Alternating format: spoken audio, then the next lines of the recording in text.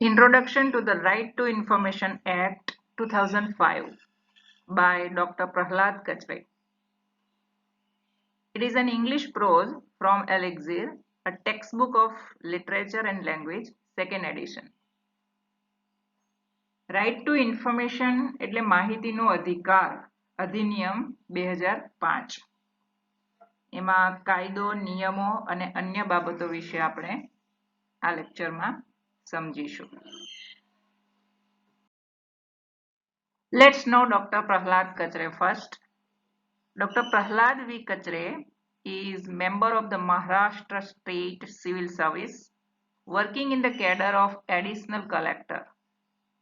He has worked in various administrative capacities in Maharashtra. He was the director of the Center for Right to Information in Pune. Kachre has authored books on the Right to Information Act in both English and Marathi. He has also delivered numerous lectures and written articles on various subjects relating to good governance. Prahlad વી કચરે મહારાષ્ટ્ર રાજ્યની civil સર્વિસના સદસ્ય છે અને તેઓ additional collector તરીકે ફરજ બજાવે છે. તેઓ એક એસોસિએટ પ્રોફેસર પણ છે. તેમણે મહારાષ્ટ્રમાં જુદા જુદા ઘણા વહીવટી કાર્યો કર્યા છે. તેઓ પુણેમાં આવેલા રાઇટ ટુ ઇન્ફોર્મેશન સેન્ટરમાં ડિરેક્ટર હતા. કચરેએ રાઇટ ટુ ઇન્ફોર્મેશન એક્ટ ઉપર ઇંગ્લિશ અને મરાઠી એમ બંને ભાષામાં બુક્સ પણ લખી છે. સારા વહીવટ માટે તેમણે ઘણા લેક્ચર્સ પણ આપ્યા છે અને આર્ટિકલ્સ પણ લખ્યા છે. અહીં નીચે એક લિંક આપું છું, તેમાં તમે ડોક્ટર પ્રહલાદ કચરેનું એક લેક્ચર પણ સાંભળી શકો છો.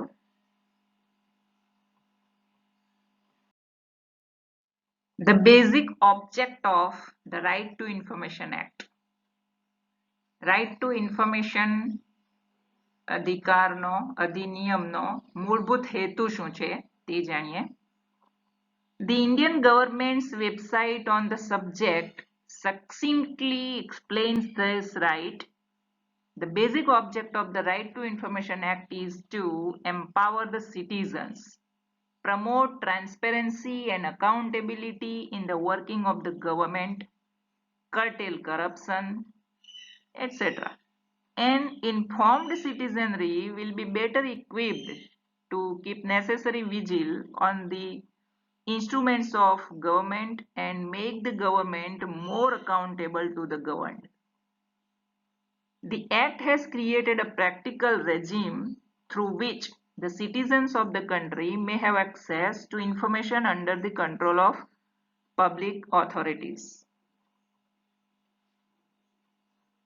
ભારત સરકારની વેબસાઇટ ઉપર ટૂંકમાં અને સચોટ રીતે આ અધિકાર અધિનિયમ સમજાવ્યો છે કે રાઇટ ટુ ઇન્ફોર્મેશન એક્ટનો મૂળભૂત હેતુ નાગરિકોને માહિતગાર રાખી સક્ષમ બનાવવા, સરકારના કાર્યોમાં પારદર્શિતા અને જવાબદારી વધારવા, ભ્રષ્ટાચારને નિયંત્રણમાં રાખવા માટેનો છે.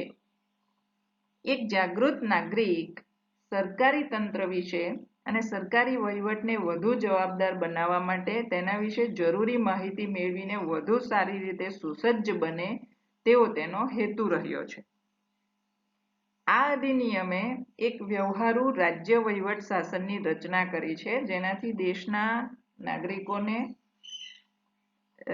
નાગરિકો સાર્વજનિક સત્તાઓના નિયંત્રણ હેઠળ માહિતી પ્રાપ્ત કરી શકે. બીજા શબ્દોમાં તમામ પબ્લિક ઓથોરિટીએ તમામ પ્રકારની માહિતી પબ્લિક સહેલાઈથી પ્રાપ્ત કરી શકે તે રીતે રાખવાની કે જાહેર કરવાની હોય છે. We would divide this prose into 9 different parts to remember and understand it properly. Number 1, international perspective. Number 2, national history. Number 3, Right to Information Act. Number 4, objectives. Number 5, coverage. Number 6, obligations of public authorities. Number 7, process and procedure. Number 8, exemption from disclosure. Number 9, appeals and complaints. આ પ્રોઝને આપણે 9 જુદા જુદા વિભાગોમાં divide કરી દઈએ જેથી તેના મુદ્દાઓ આપણને બરાબર યાદ રહી જાય કે સમગ્ર પ્રોઝમાં આપણને ટોટલ 9 મુદ્દાઓ સમજાવ્યા છે. એ કયા કયા મુદ્દાઓ છે એ યાદ રાખવા માટે આપણે આ રીતે એક લિસ્ટ બનાવી દઈએ તો વધુ સારું, જેથી એક પણ મુદ્દો આપણો છૂટી ના જાય. અગર આપણે સ્ટુડન્ટ હોઈએ અને આપણે કશે લોંગ આન્સર લખવાનો આવે તો આ 9 જે પણ પોઈન્ટ્સ છે તે યોગ્ય રીતે આપણે એક્સપ્લેન કરી શકીએ જો આ રીતે આપણે કરીએ તો. ઓકે ફ્રેન્ડ્સ, આ સ્લાઇડમાં હવે આપણે છે ને આરટીઆઈ ની હિસ્ટ્રી સમજીશું. સૌપ્રથમ આપણે ઇન્ટરનેશનલ લેવલ ઉપર આરટીઆઈ સમજી લઈએ અને ત્યાર પછી નેશનલ લેવલ ઉપર તેની હિસ્ટ્રી સમજીશું. બરાબર, એટલે 2 સ્લાઇડ બનાવી છે. આ સ્લાઇડ ઉપર તમે વૈશ્વિક ધોરણે આરટીઆઈ ની હિસ્ટ્રી સમજી શકશો અને the very next slide to this on which you will understand about national history of RTI, right? તો આમાં ફર્સ્ટ પોઈન્ટ મેં શું લખ્યો છે? હા, ટાઇટલ સમજાવી દઉં. International perspective history part 1. વૈશ્વિક પરિપ્રેક્ષ્યમાં આપણે આરટીઆઈ ની હિસ્ટ્રી સમજવા જઈ રહ્યા છીએ. એમાં ફર્સ્ટ પોઈન્ટ લખ્યો છે first freedom of information act, Sweden 1766. આ પોઈન્ટ લખ્યો છે. એના વિશે તમને સમજાવી દઉં તો સૌપ્રથમ રાઇટ ટુ ઇન્ફોર્મેશન નો સંદર્ભ આપણને સ્વીડનમાંથી મળી આવે છે, જ્યાં ઈસવીસન 1766માં ત્યાંના તમામ નાગરિકો માટે રાઇટ ટુ ઇન્ફોર્મેશન આપતું સંમેલન પસાર થયું હતું અને વિશ્વની first freedom of information act તરીકે તેને ગણવામાં આવે છે.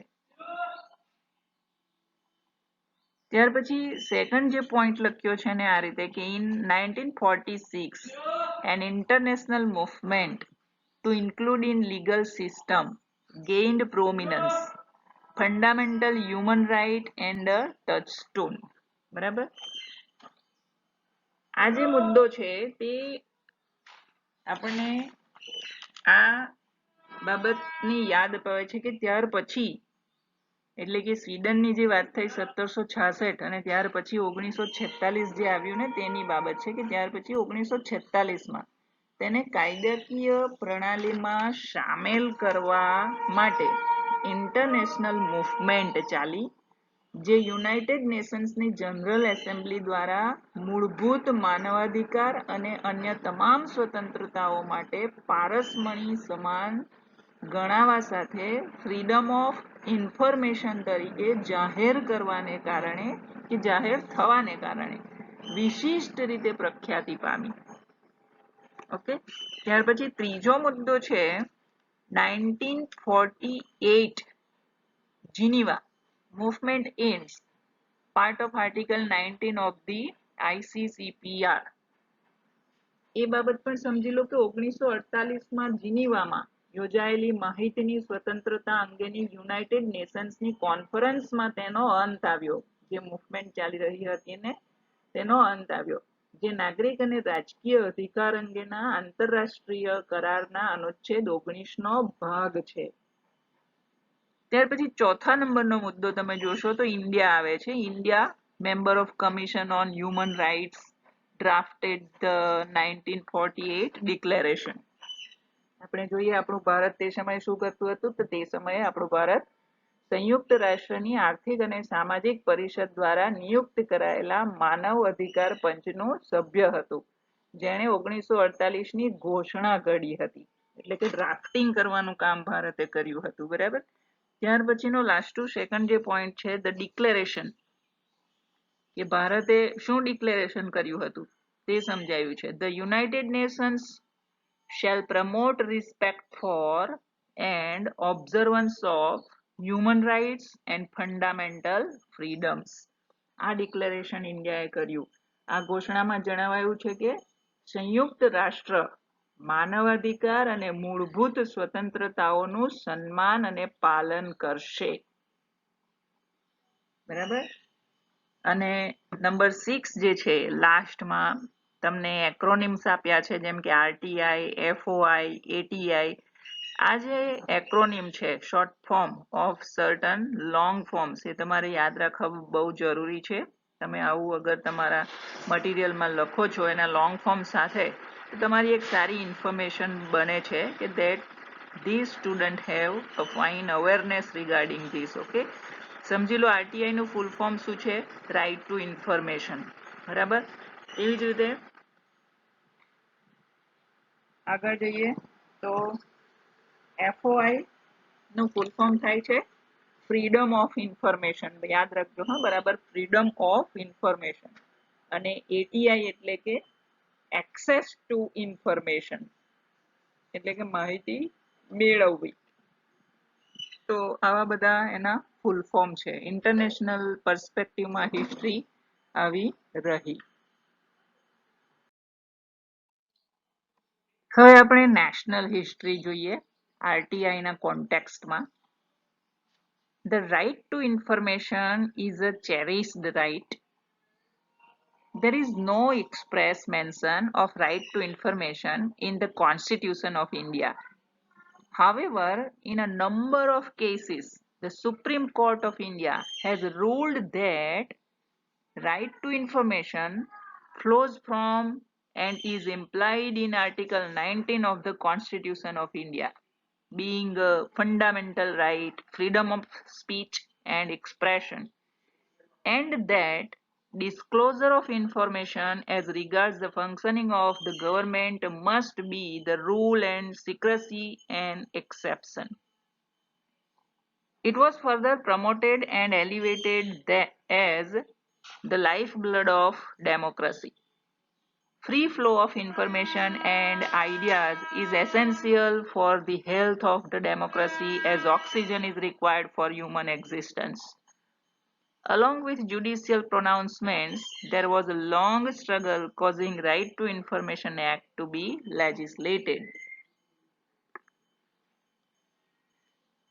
માહિતીનો અધિકાર એ એક સૌને પ્રિય અધિકાર છે. ભારતના બંધારણમાં માહિતીના અધિકારનો જો કે કોઈ સ્પષ્ટ ઉલ્લેખ નથી, પરંતુ ઉલ્લેખ જ નથી એવું પણ નથી, કારણ કે ઘણા કેસોમાં ભારતની સુપ્રીમ કોર્ટે ચુકાદો આપ્યો છે કે માહિતીનો અધિકાર ભારતીય સંવિધાનના અનુચ્છેદ 19માં આવે છે અને સૂચિત છે તેમાં કે વાણી અને અભિવ્યક્તિની સ્વતંત્રતા એ એક મૂળભૂત અધિકાર હોવાની સાથે સરકારી કાર્યના વિષયમાં માહિતીની સ્પષ્ટતા અંગેનો નિયમ, જો કે તેમાં ગુપ્તતા કેટલીક બાબતે અપવાદ રૂપે હોવો જોઈએ. વધુમાં એમાં થોડાક સુધારા વધારા સાથે, એટલે કે સુપ્રીમ કોર્ટે જે ચુકાદાઓ આપ્યા તેમાં થોડાક સુધારા વધારાઓ સાથે એમ કહીને આગળ વધારવામાં આવ્યો કે તે લોકશાહી માટે લાઈફ બ્લડ સમાન છે. આ જે માહિતીનો અધિકાર છે ને, તે લોકશાહીને સાચવી રાખવા માટે લાઈફ બ્લડ સમાન છે. માહિતી અને વિચારોનો સ્વતંત્ર પ્રવાહ લોકશાહીના આરોગ્ય માટે ઓક્સિજન સમાન છે. બિલકુલ એવી જ રીતે જેવી રીતે માનવ અસ્તિત્વ માટે ઓક્સિજન જરૂરી છે, સાથે એને એક્ટમાં ફેરવવા માટે પણ ઘણો સંઘર્ષ થયો છે. તો આ ઇન્ડિયાની હિસ્ટ્રીમાં બન્યું છે.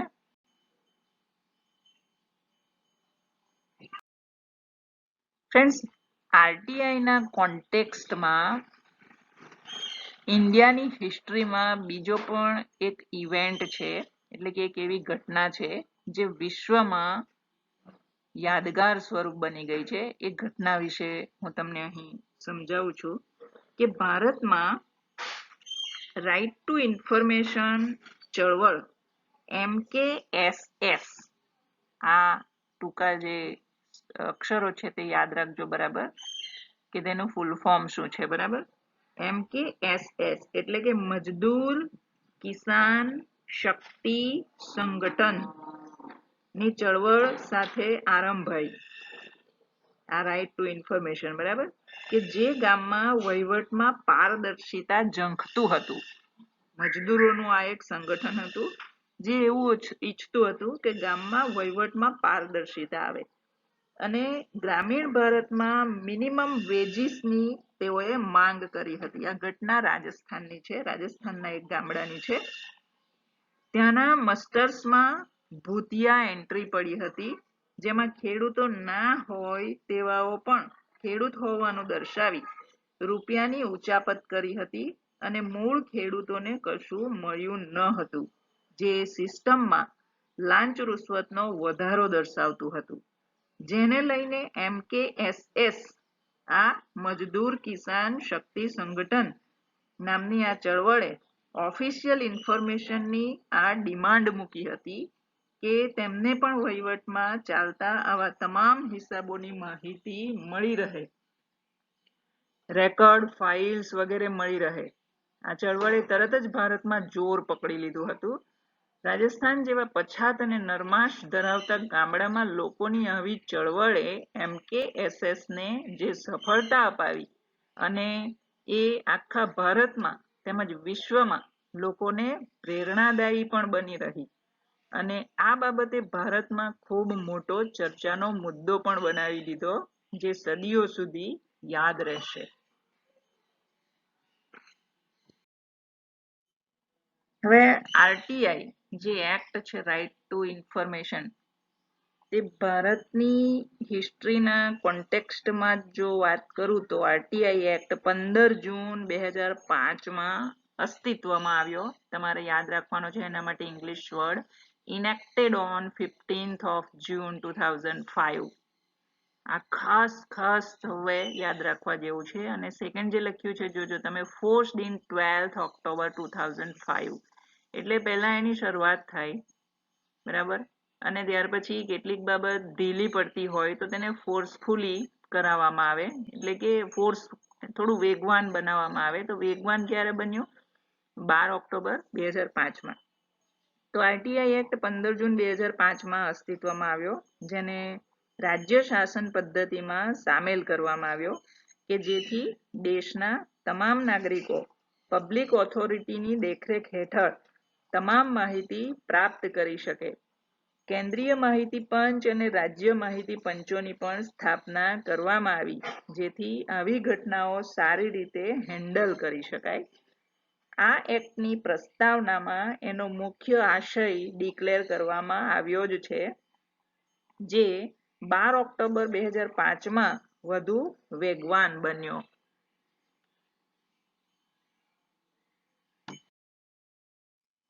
માહિતીનો અધિકાર એટલે કે રાઇટ ટુ ઇન્ફોર્મેશન લાવવા પાછળ તેના કેટલાક ઓબ્જેક્ટિવ્સ રહ્યા છે.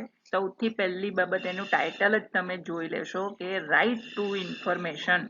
આપણો બધાનો એ હક બને છે કે આપણને આપણી આસપાસ ચાલતી રાજકીય કે કોઈ પણ સત્તામંડળ હેઠળ આવતી કે પબ્લિક ઓથોરિટીઝમાં જે કામો થાય છે તે વિશેની તમામ માહિતી એક નાગરિક તરીકે જાણવાનો આપણને અધિકાર છે. તો તે વિશે આપણી જે ઘોષણાપત્ર લખાયું છે તેમાં તેના ઓબ્જેક્ટિવ્સ પણ લખાયા છે.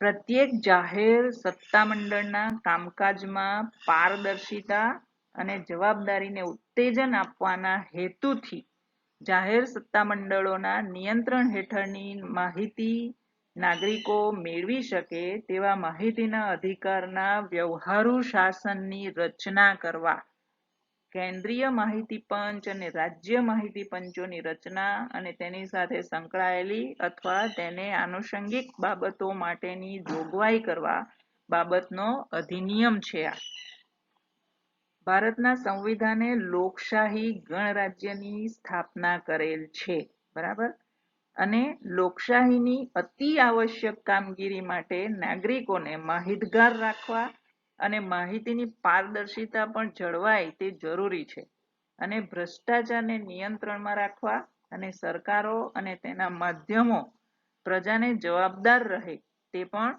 ખૂબ જરૂરી છે.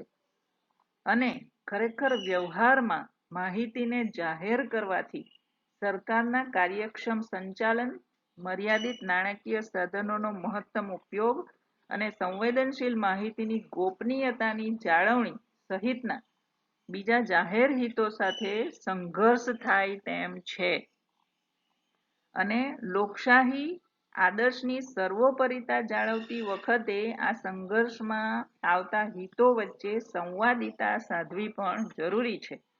તેથી હવે જે નાગરિકો માહિતી મેળવવા માંગતા હોય તેમને અમુક માહિતી પૂરી પાડવા માટેની જોગવાઈ કરવી ઇષ્ટ છે. સંસદે ભારતના ગણરાજ્યના 56મા વર્ષમાં આ પ્રકારનો અધિનિયમ કર્યો છે. હવે કવરેજ એટલે કે આરટીઆઈ ક્યાં ક્યાં લાગુ પડશે અને ક્યાં ક્યાં નહીં પડશે તેના વિસ્તારની વાત છે. અહીં કવરેજમાં એટલું ખાસ જાણી લો કે this act is applicable all over India except Jammu and Kashmir. આ જે રાઇટ ટુ એક્ટ છે તે અધિનિયમ માહિતીનો અધિકાર અધિનિયમ 2005 તરીકે ઓળખાશે અને તે જમ્મુ અને કાશ્મીર રાજ્ય સિવાયના સમગ્ર ભારતને લાગુ પડે છે. એટલે કે આખા ભારતમાં દરેક જગ્યાએથી આપણે માહિતી મેળવી શકીએ છીએ. જમ્મુ અને કાશ્મીર સિવાયના બધા જ વિસ્તારોમાં તે લાગુ પડેલો છે. હવે આપણે સમજીએ ઓબ્લિગેશન્સ ઓફ પબ્લિક ઓથોરિટીઝ. જ્યારથી રાઇટ ટુ ઇન્ફોર્મેશન આવ્યું છે ને કેટલાક ઓબ્લિગેશન્સ પણ થયા છે public ઓથોરિટીઝમાં.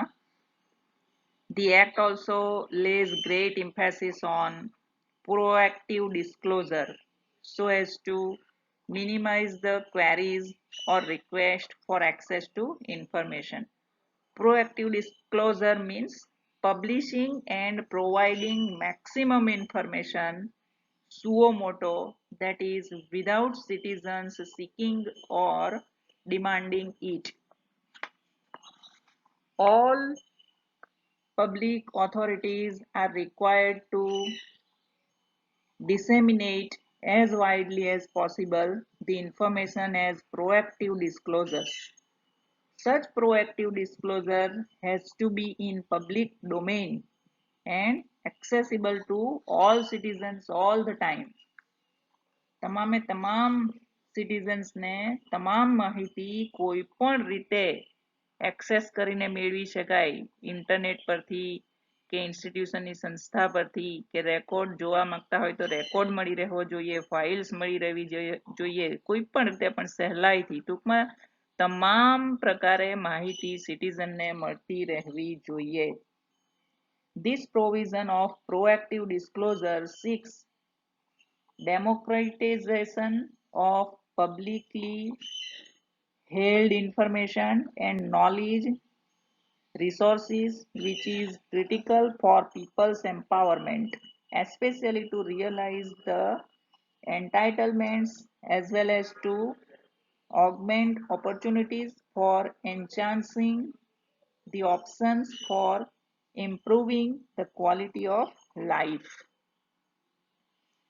Public authorities are also required to designate as many as required public information officers. એટલે કે એને ટૂંકમાં PIO એવું એમની પોસ્ટનું નામ અપાશે અથવા અપાયેલું છે અત્યારે હાલમાં. એવા અધિકારીઓ કે જે આરટીઆઈ હેઠળ આવતી એપ્લિકેશન્સનું સોલ્યુશન કરે છે. યાદ રાખજો PIO એટલે public information officers in all their offices and administrative units to receive and deal with requests for obtaining information. PIO આવા અધિકારીઓએ આ બધી એપ્લિકેશન્સનો રિપ્લાય આપવાનો છે એટલે કે રિપ્લાયમાં ઇન્ફોર્મેશન પૂરી પાડવાની છે. To facilitate delivery of information on requests, all public authorities are required and maintain, update and computerize their records. દરેકે અપડેટ માહિતી રાખવાની હોય છે, કમ્પ્યુટરાઇઝડ કરવાની છે. આધુનિક જમાના પ્રમાણે ઇન્ફોર્મેશન તમામને પહોંચતી કરવાની છે અને એ જવાબદારી PIO ની છે. Process and procedure. હવે આપણે શીખીએ કે ભાઈ આરટીઆઈ ની પ્રોસેસ શું છે, તેની પ્રોસિજર શું છે. બરાબર, કેવી રીતે આરટીઆઈ કરી શકાય, કેવી રીતે કોઈ આપણને જવાબ આપે, ઇન્ફોર્મેશન આપે, ઇન્ફોર્મેશન એટલે શું વગેરે આપણે સમજીએ. Information means any material in any form, કોઈ પણ રૂપમાં માહિતી. It includes records, documents, memos, emails, opinions, advices, press releases, circulars, orders, logbooks, contracts, reports, papers, samples, models, data material held in any electronic form. જોયું આ બધા જ રૂપમાં તમને કે મને ઇન્ફોર્મેશન મળી શકે છે. It also includes information relating to any private body which can be accessed by the public authority under any law for the time being in force. Right to information means the right to information accessible under the RTI Act which is held by or under the control of any public authority and includes the right to inspection of work, documents, records, taking notes, extracts or certified copies of documents or records, taking certified samples of material, obtaining information in diskettes, floppies, tapes, video cassettes, or in any other electronic mode or through printouts where such information is stored in a computer or in any other device. કોઈ પણ officer ના નહીં પાડી શકે. તમે કોઈ પણ ફોર્મમાં એમની પાસે ઇન્ફોર્મેશન માગી શકો છો. કોઈ પણ બાબત ઓફિસમાં થતી હોય તે વિશે નાગરિક માહિતગાર રહેવો જ જોઈએ. કોઈ પણ ઓફિસર એમ ના કહી શકે કે આ અમારી કોન્ફિડેન્શિયલ મેટર છે. કોઈ પણ પબ્લિક ઓફિસની કોઈ પણ બાબત કદી પણ કોન્ફિડેન્શિયલ નથી હોતી કે નથી રાખવાની. ટ્રાન્સપેરન્સી ત્યારે જ આવી શકે છે. પારદર્શિતા ત્યારે જ આવી શકે છે. A citizen of India can exercise right to information. ભારતનો કોઈ પણ નાગરિક right to information exercise કરી શકે છે. A person who desires to seek some information from a public authority of a central or of a state government is required to submit an application in English, Hindi or in local language. ભારતનો કોઈ પણ નાગરિક central કે state government પાસેથી કે તેમની કોઈ પણ ઓફિસમાંથી ઇન્ફોર્મેશન મેળવવા માંગતો હોય તો ઇંગ્લિશમાં, હિન્દીમાં કે જે તે એરિયાની લોકલ લેંગ્વેજમાં એક સાદી અરજી કરી શકે છે અને ઇન્ફોર્મેશન મેળવી શકે છે. Along with a prescribed fee to the concerned public information officer. બસ આ અરજી સાથે જે ફી નક્કી કરેલી છે બહુ ઓછી ફી છે તે PIO ને આપીને એપ્લિકેશન લોન્ચ કરી શકે છે. If the applicant belongs to below poverty line category, જો BPL માં કોઈ વ્યક્તિ આવતો હોય અને ઇન્ફોર્મેશન લેવા માંગતો હોય તો he is not required to pay any fee or cost of information. તેને કોઈ ફી લાગુ પડતી નથી. There is no prescribed format of application. એવું કોઈ ફોર્મેટ નથી એપ્લિકેશનનું કે તે વેચાણમાં હોય કે તમને બીજું કોઈ આપતું હોય આપી શકે એવું કશું નથી. ઇન્ફોર્મેશન માટે તમે સાદી અરજી કરી શકો છો. The application can be made on plain paper or electronically. સાદા પેપર ઉપર પણ એપ્લિકેશન લખી શકાય છે અને કમ્પ્યુટરમાં ટાઈપ કરીને પણ આપી શકાય છે. The applicant shall not be required to give any reason for requesting the information or any personal details except those that may be necessary for contacting him. જરૂરી નથી કે તમે આ ઇન્ફોર્મેશન શા માટે માગી રહ્યા છો તેનું રીઝન કોઈને આપવું પડે. એટલે કે તમારે કોઈને એ રીઝન આપવાની કોઈ જરૂર નથી કે તમે એમની પાસે ઇન્ફોર્મેશન શા માટે માગી રહ્યા છો.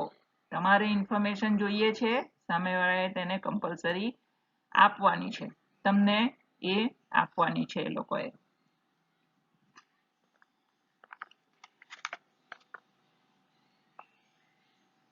It is the duty of the public information officer to provide the required information which is available, existing and under his control to the citizens within a prescribed period of 30 days for the normal information. Normal information માટે 30 દિવસમાં તમને ઓફિસરે જવાબ આપી દેવાનો હોય છે RTI માં, ખાસ યાદ રાખજો. And within 48 hours in case of information relating to life and liberty. જો ઘટના જીવનને લગતી હોય કે કોઈની સ્વતંત્રતાને વિશે હોય તો માત્ર 48 કલાકમાં અધિકારીએ તમને ઇન્ફોર્મેશન આપવી પડે છે. બરાબર. Mode of payment of application fee and cost of information is also prescribed by appropriate government and competent authorities by rules made by them. Information of the third party held by public authority also can be accessed by following the procedure laid down in this act.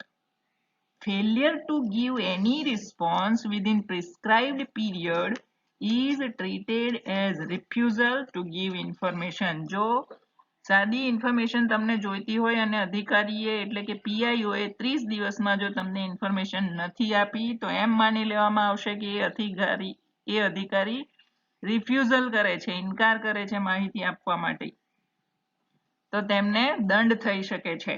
એટલે તે ઇનકાર નહીં કરી શકે તમારી RTI હેઠળ આવેલી અરજીનો. એમણે ઇન્ફોર્મેશન આપવી જ પડે છે, 30 જ દિવસની અંદર આપવી પડે છે, ધ્યાન રાખજો. Whenever a public information officer refuses to provide information, જો અધિકારી માહિતી આપવાનો ઇનકાર કરે છે, the applicant must be informed reasons why information cannot be provided. તો તેણે શા માટે તે માહિતી નથી આપી શકતો તેનું કારણ પૂરું પાડવું પડે અરજીકર્તાને. Applicant also needs to be informed name and address of first appellate authority and the appeal period so that if the applicant is not satisfied, appeal remedy can be available. અને હા, અરજીકર્તાએ કોઈ પોતાની પર્સનલ ઇન્ફોર્મેશન પણ એમાં આપવી નથી પડતી, સિવાય કે કોન્ટેક્ટ નંબર, એડ્રેસ વગેરે તો એમાં જોઈએ જ કે જેથી તમને યોગ્ય જગ્યાએ યોગ્ય સમયે માહિતી મળી રહે અને અધિકારી તમારી સાથે યોગ્ય રીતે કોન્ટેક્ટ સાધી શકે.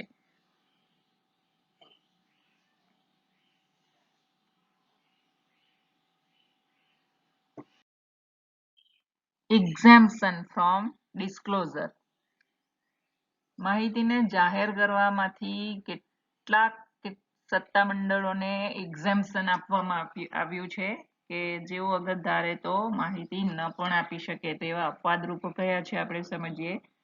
The right to seek information from a public authority is not absolute.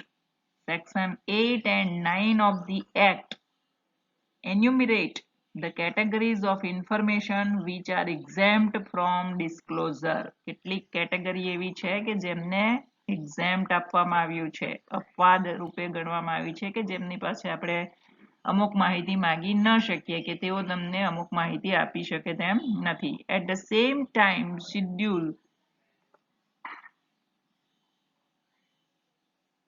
2nd of the Act contains the names of the intelligence and security organizations. યાદ રાખજો હા, intelligence and security organizations which are exempt from the purview of the Act.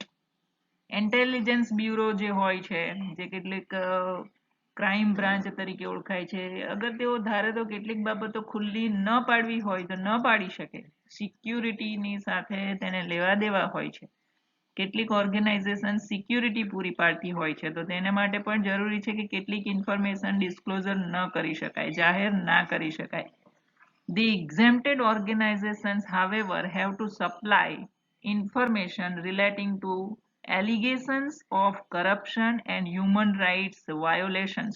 અગર આવી સંસ્થાઓ કે જે intelligence કે security organisations તરીકે ઓળખાતી હોય તેમને અપવાદ રૂપે ગણી હોવા છતાં, એટલે કે તેઓ ધારે તો માહિતી ન આપી શકે તેમ હોવા છતાં અગર તેમના પર કોઈ એલિગેશન્સ લાગે છે કરપ્શનનું કે પછી તેઓએ કોઈ હ્યુમન રાઇટ્સનું વાયોલેશન કર્યું હોય તો તેમાં કેટલીક બાબતો તેઓ આપી શકે છે, કેટલીક ઇન્ફોર્મેશન તેઓએ આપવી પડે પણ છે.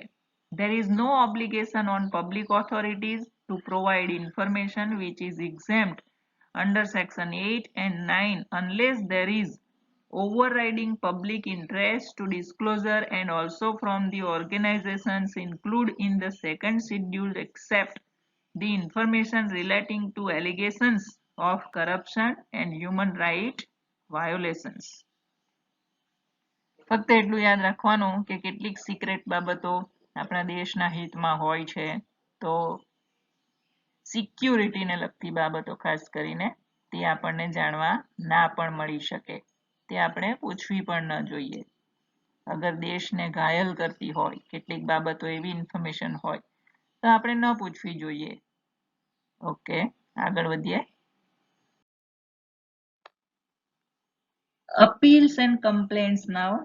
There is provision of first appeal to first appellate authority, who is always a higher officer of PIO. Any citizen who has been refused information, who has not received any response within the prescribed period, or who is not satisfied with the information received, can make first appeal within 30 days from the date of such situation. અગર કોઈ PIO information 30 દિવસમાં નથી આપી તો PIO ના હેડ પાસે તે information જવી જોઈએ અને તેમના પરથી તેમને માહિતી મળી રહેવી જોઈએ. તેમાં વધુમાં વધુ 4-5 દિવસનો ઉમેરો થતો હોય છે, પણ આવા કેસમાં અગર PIO જ્યારે ઇન્ફોર્મેશન નથી આપતા તો તેના હેડે પણ તેનો જવાબ આપવો જ પડે છે. ટૂંકમાં તે લોકોની ઓફિસના દરેક મેમ્બરે એક થઈને જવાબ આપવો જ પડે છે. It is expected that first appellate authority shall hear all concerned, including appellant, and inquire into the appeal, and as far as possible see to it that the access of information sought is facilitated through PIO if the request is within the law. First appeal has to be decided normally within 30 days. આપણે જોઈ ગયા છે 30 દિવસમાં PIO એ જવાબ આપવો પડે. જો PIO ખસી જાય છે કે ભાગી જાય છે કે કંઈ પણ કરે છે તો તેના હેડે જવાબ આપવો પડતો હોય છે. And if there is any abnormal situation within 45 days with reasons to be written in decision. અગર તેમાં કંઈ વધારે ઘટના ઘટી જાય છે તો 45 દિવસમાં પણ તેનું સોલ્યુશન કરવું જ પડે છે.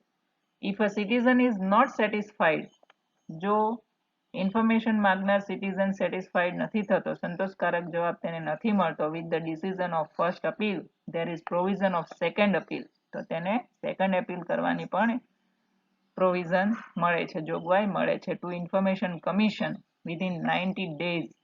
અગર અપીલ કરતા અરજી કરતા ધારે તો 90 દિવસની અંદર તે કમિશનમાં રજૂ કરી શકે છે કે મને સંતોષકારક જવાબ આ ઓફિસમાંથી નથી મળ્યો.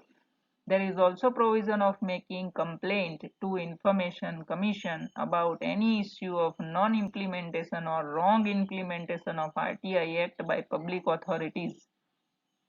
Public authorities ની વિરુદ્ધમાં તે કમિશનમાં પણ જઈ શકે છે. There is however no time limit prescribed for disposal of second appeal. જો કે સેકન્ડ અપીલ માટે કોઈ પ્રિસ્ક્રાઇબ ટાઈમ નથી. ફર્સ્ટ અપીલ માટે છે કે 30 દિવસમાં જવાબ મળી જવો જોઈએ. Or complaint by Information Commission. There are two types of Information Commission in India. બે પ્રકારના માહિતી પંચો આપણા ભારતમાં છે. એક છે સેન્ટ્રલ ઇન્ફોર્મેશન કમિશન અને બીજું છે state information commission. Two receive and decide appeals and complaints against central government public authorities and state government public authorities respectively. એટલે સામાન્યતઃ કોઈ પણ ઓફિસમાં PIO નિમાયેલા જ હોય છે, તેમની પાસેથી જ્યારે માહિતી ના મળી રહે તો આખા ભારતમાં બે પંચો છે, સેન્ટ્રલ અને રાજકીય રાજ્ય ધોરણે. તો એ બે પંચોને પણ આપણે RTI આપી શકીએ છીએ. Information Commission has power to improve penalty of rupees 250 per day, not exceeding rupees 25,000 in cases where there is unreasonable delay, refusal to provide or receive application, refusal to provide information or providing false or misleading information etc. Commission એવા PIO ની ઓફિસમાં 250 રૂપિયાથી 25,000 નો દંડ ફટકારી શકે છે તેવી જોગવાઈ કરવામાં આવેલી છે અગર પીઆઈઓ આરટીઆઈ હેઠળ આવેલી અરજીની માહિતી આપતો નથી તો વિધાઉટ એની રીઝન એ રિફ્યુઝલ કરે છે તો ઇનકાર કરે છે તો જવાબ આપવામાંથી ઇનકાર કરે છે તો અને મોડું કરે છે 30 દિવસથી તો પણ આ દંડ થાય છે ખોટી માહિતી આપે છે તો પણ આ દંડ થાય છે 250 રૂપિયાથી 25,000 નો તે દંડ છે and also there is provision of recommending disciplinary action against defaulting PIO after giving him an opportunity to be heard આવા સંજોગોમાં પીઆઈઓ ને એક તક આપવામાં આવે છે કે તમે શા માટે જવાબ નહીં આપ્યો તેનો રિસ્પોન્સ આપો જવાબ આપો અને તેના વિરુદ્ધમાં શિક્ષાત્મક પગલાં લેવાની પણ જોગવાઈ છે ટૂંકમાં પીઆઈઓ એ આવી કોઈ પણ અરજીનો જવાબ આપવો ફરજિયાત છે The provisions of the RTI Act shall have overriding effect. Some organizations dealing with security and intelligence have been exempted from the purview of RTI Act.